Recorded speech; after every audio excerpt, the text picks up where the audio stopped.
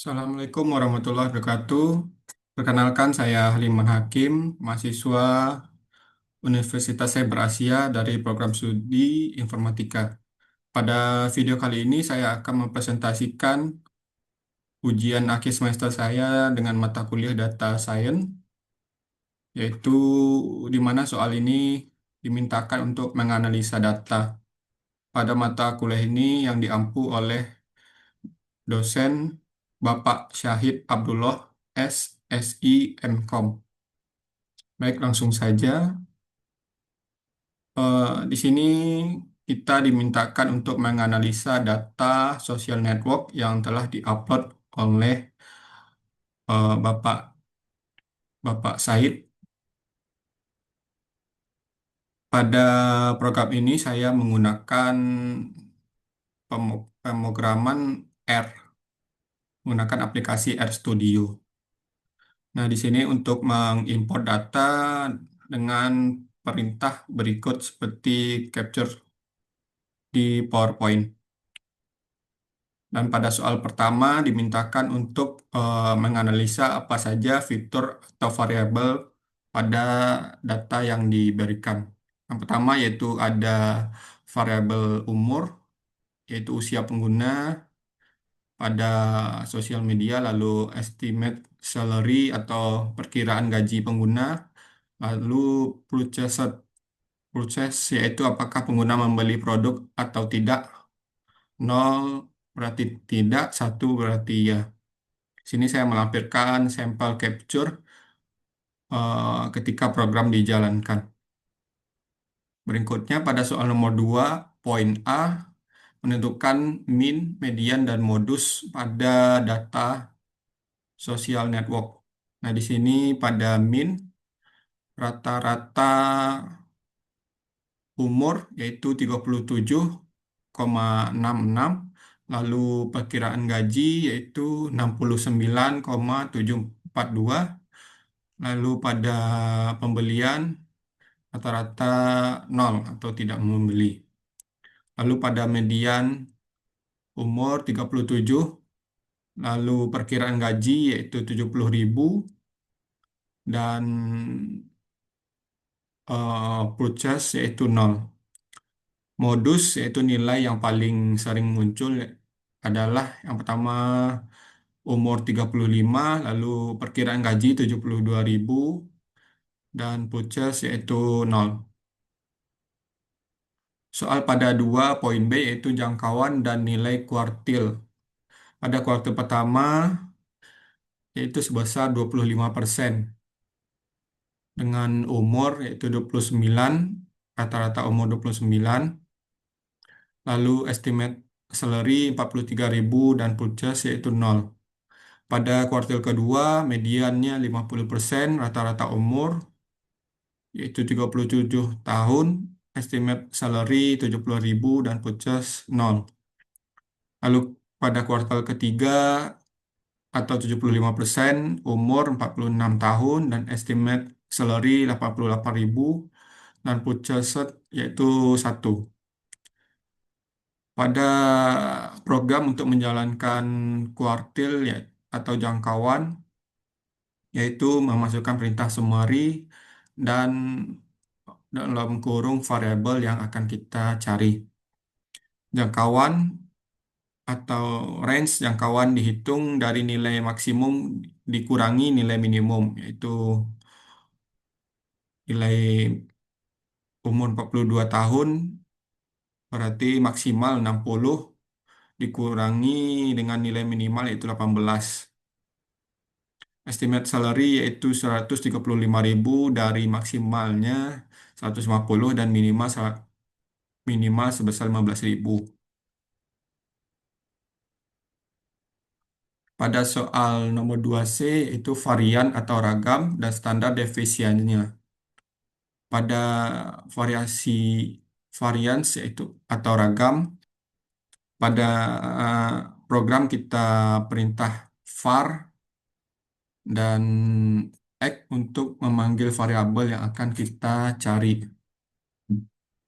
Begitu juga dengan standar deviasi dengan perintah SD dalam kurung X, seperti sampel capture yang dipresentasikan. Di sini varians dari data yaitu umur 109, estimate salary 1.162.603 rupiah dengan purchase yaitu 0,2. Standar deviasi umur 10, estimate salary 34.096 rupiah. Berikutnya pada soal nomor 3A, scatter plot antara fitur atau variabel kolom ke-1 dan kedua.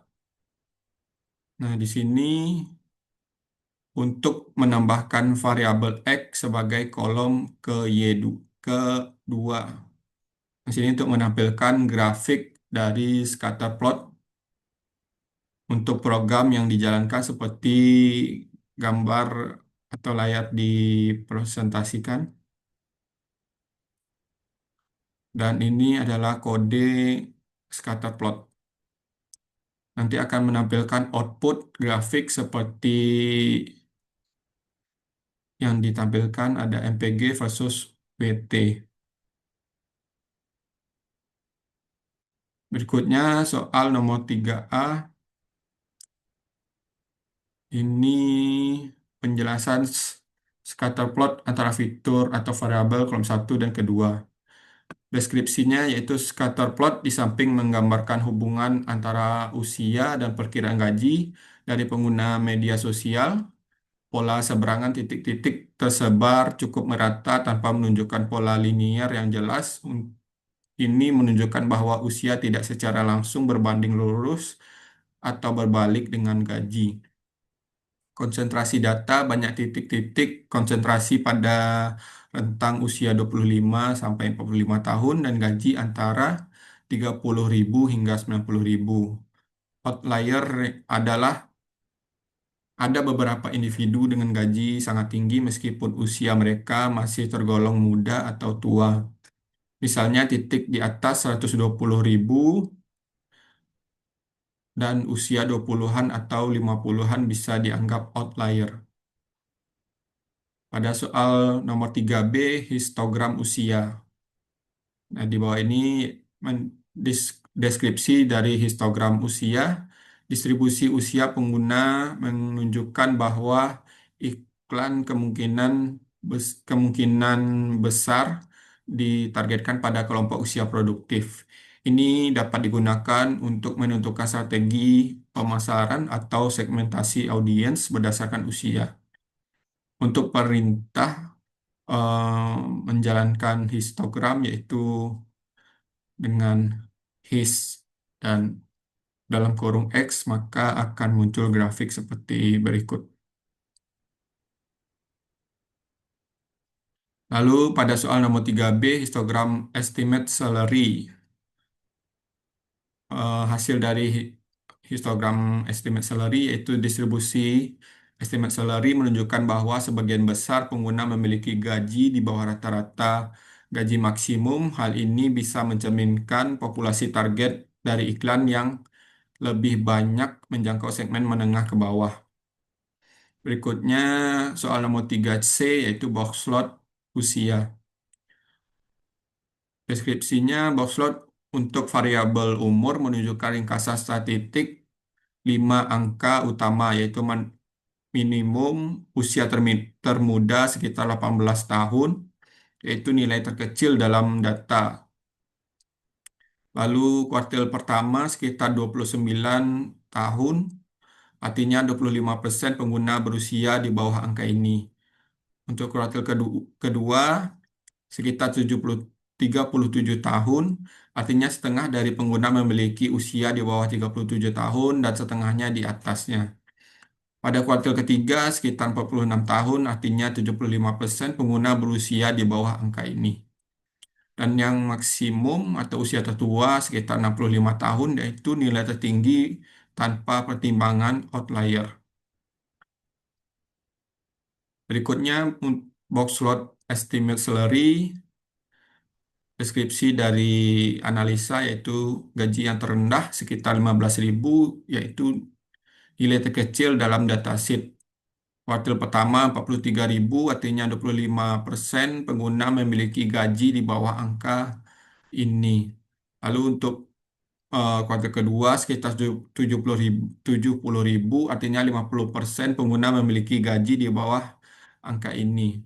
Lalu kuartil ketiga sekitar 88.000, artinya 75% pengguna memiliki gaji di bawah angka ini.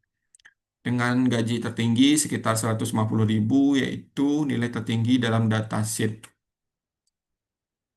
Soal nomor 4A, box plot adalah yang paling baik untuk mengeksplorasi data numerik awal dengan alasan. Yang pertama, menyajikan 5 ukuran statistik sekaligus box plot menampilkan minimal kuartil pertama, median kuartil kedua, kuartil ketiga, dan maksimal secara ringkas memberi gambaran langsung tentang distribusi data.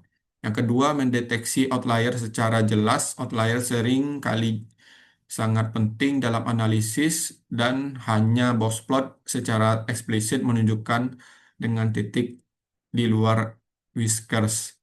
Yang ketiga, efisien dan ringkas dalam satu plot kecil, kita bisa melihat pusat data sebaran dan simetris distribusi.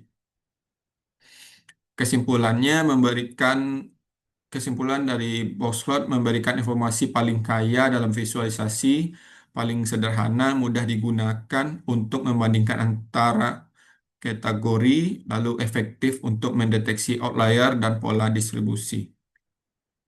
Soal 4B, outlier pada usia. Kesimpulan karena semua nilai usia dalam datasheet berkisar antara 18 hingga 60, tidak ada usia melebihi batas 70 tahun atau di bawah 5 tahun. Jadi tidak ditemukan outlier pada variabel age.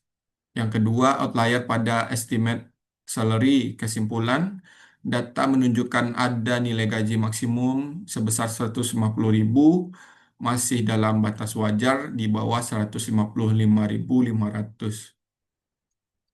Namun di visualisasi box plot kemungkinan besar akan tetap menampilkan titik-titik gaji yang tinggi mendeteksi 150 sebagai visual outlier karena jarak yang jauh dan sebaran utama. Jadi meskipun secara statistik tidak ekstrim, gaji tinggi bisa dianggap outlier secara konseptual atau visual. Baiklah, mungkin itu saja yang dapat saya presentasikan. Semoga ujian akhir semester ini mendapatkan hasil yang maksimal. Akhir kata, wassalamualaikum warahmatullahi wabarakatuh.